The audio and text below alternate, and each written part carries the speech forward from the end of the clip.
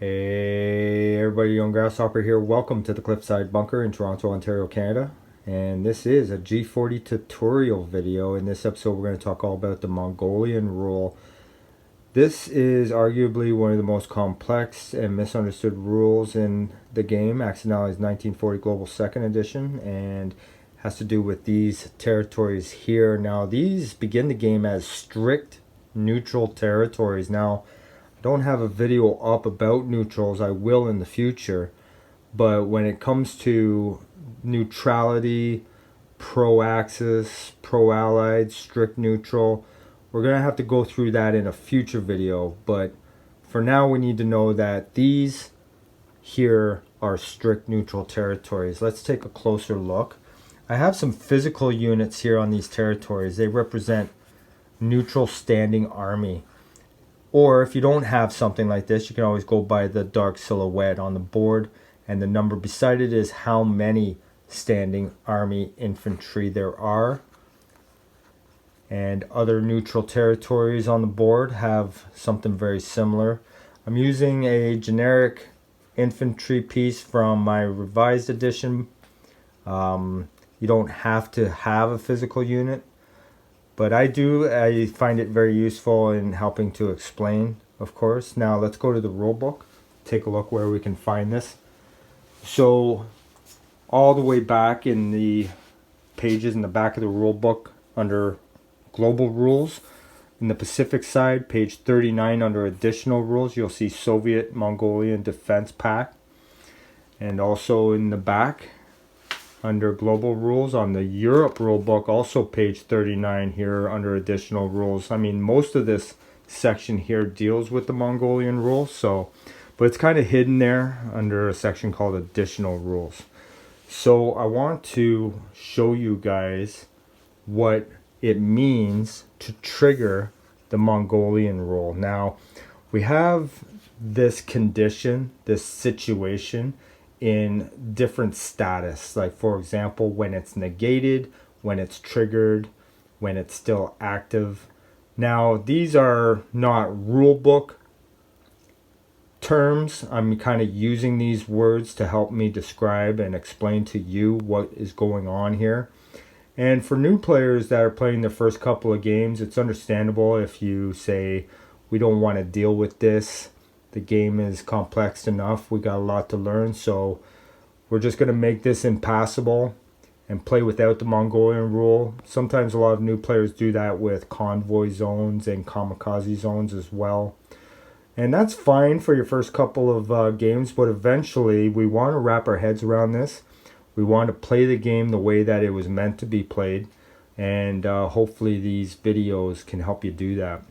I'm going to turn off the video. I'm going to come right back. I want to show you what it means to trigger the Mongolian rule and what it looks like. Okay? Be right back. So now we see what it looks like when the Mongolian rule is triggered, and essentially all these former strict neutral territories that used to belong to Mongolia are now automatically Russian. Also too, the infantry units that represent the standing army of Mongolia are now automatically swapped for Russian units. It's not one of these things either where it becomes pro-allied and the Russians need to walk in and activate those standing armies. No, this is a special situation where if the Mongolian rule is triggered, those infantry pop up and the Russians automatically take control of them in the position that they are in. How does this happen? How does the Mongolian rule get triggered? Well, it's really quite simple, guys. It's simple, and we don't need to confuse it. But essentially, when Japan attacks a Soviet-controlled territory that is adjacent to Mongolia, the Mongolian rule will trigger. So what will happen? This will happen. The control markers hit the territories. Russia now controls them. The standing army immediately becomes Russia. Those units will immediately pop up and be used by Russia. Immediately, that's what happens when Mongolian rule is triggered. How does the Mongolian rule get triggered? There's only one way, and that is if Japan attacks a Soviet-controlled territory that is adjacent to any Mongolian territory. You can see the shared border right there for Amur.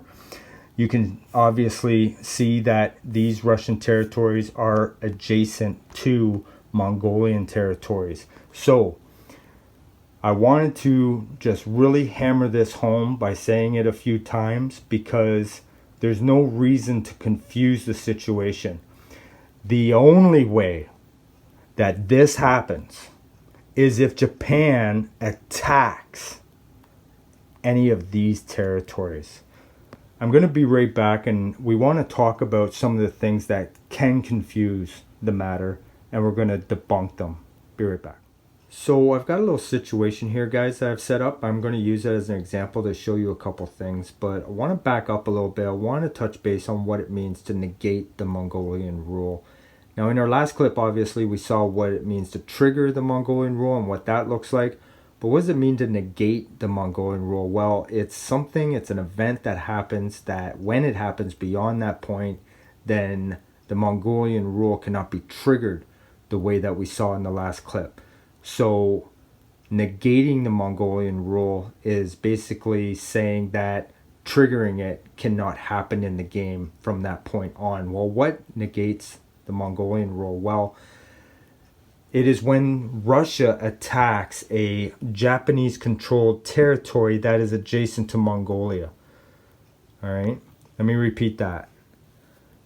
The Mongolian rule is negated when Russia attacks a Japanese-controlled territory adjacent to Mongolia.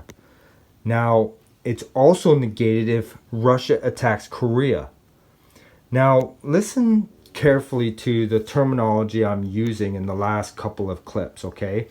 Japan attacks a Russian-controlled territory, all right? Russia attacks a Japanese-controlled territory. So therefore, at the very beginning of the game, it's Russia's turn, and they declare war on Japan. Does that negate the Mongolian rule? Think about this. If Russia declares war on Japan at the beginning of their first turn verbally, does that negate the Mongolian rule? No, it doesn't. Because if you think about it and you listen to what negates it and what triggers it, it always has to do with an attack. A combat military attack in territories surrounding Mongolia, whether it's triggering the rule or whether it's negating the rule. All right. Now, I don't want to get ahead of myself. I'm doing this clip by clip. I don't want to miss anything. I want to turn it off. I'll be right back. So I want to look at our scenario here. I want to show you something, but in review, we learned that a verbal declaration of war by Russia toward Japan will not negate the Mongolian rule. It's not an attack. It's only a verbal declaration. It requires an attack, and likewise, Russian units moving into China like this, even though it is an act of war, it will not negate the Mongolian rule. All right, now these are now allied towards each other. Now, whether the Russians declare war verbally at the beginning of their turn one or later when they move their position units into here, which is a act of war, it has nothing to do with the Mongolian rule getting negated or triggered or whatever. In fact, in this scenario, the way it looks right now, the Mongolian rule is still active. Think of it as a volcano. Something will trigger it, something will negate it. Now, it's quite possible that the entire game it stays active and it's neither triggered or negated, but we have to identify when the conditions change. What if Japan were to take these units here, walk into here with some aircraft, come in and attack this territory? All right. There's some Russian units here. It is adjacent to a Mongolian territory, and it's an attack. It's a military operation. Will this trigger the Mongolian rule? Now, this is the most asked question about this rule that I get. Whether it's a text, whether it's an email, whether it's a comment, whether it's a post. I always, and even by veteran players that have been playing a long time will ask me this. If my Russian units get attacked in this position by the Japanese here adjacent to Mongolian territories, will that trigger the Mongolian rule? And the answer is no. What triggers the Mongolian rule? We learned this in one of the first clips of this video. It is when Japan attacks a Russian-controlled territory that is adjacent to Mongolia. Now, we're close here, but just because there's Russian units does not make this a Russian territory. This is a originally controlled territory of China. In fact, Russia will never, ever, in any situation, actually control any of these territories. So it only applies to these up top here, because these are the ones that are controlled by the Soviet Union. Japan could attack all of these and not trigger the Mongolian rule. However, when it attacks, and if it attacks this territory right here, then yes, because it is Soviet controlled. It is an attack and it's adjacent to a Mongolian territory. But if they attack here instead, which they sometimes do to avoid popping these up. So as Japan, you want to avoid these territories here. And this will not trigger the Mongolian rule. Now, conversely, if Russia were to take these units and these aircraft and come into here and attack this territory, would that negate the Mongolian rule? So we have Russian units coming in and attacking these Japanese units on a Japanese controlled territory which is adjacent to Mongolian territories. The answer is yes, that would negate the Mongolian rule. So even if these units were not here per se and there was just a roundel, it's Japanese controlled, and Russia decided on their turn that they were going to blitz in and come out and just give this dollar back to China like that, it's still an attack on a Japanese territory that is adjacent to the Mongolian rule. Even if it's an originally controlled territory of China, it's Japanese controlled, and it's an attack of Russian units adjacent to Mongolia. So yes, that would negate the Mongolian rule. However, an attack by Japan here would not trigger it because it's not a Russian controlled territory.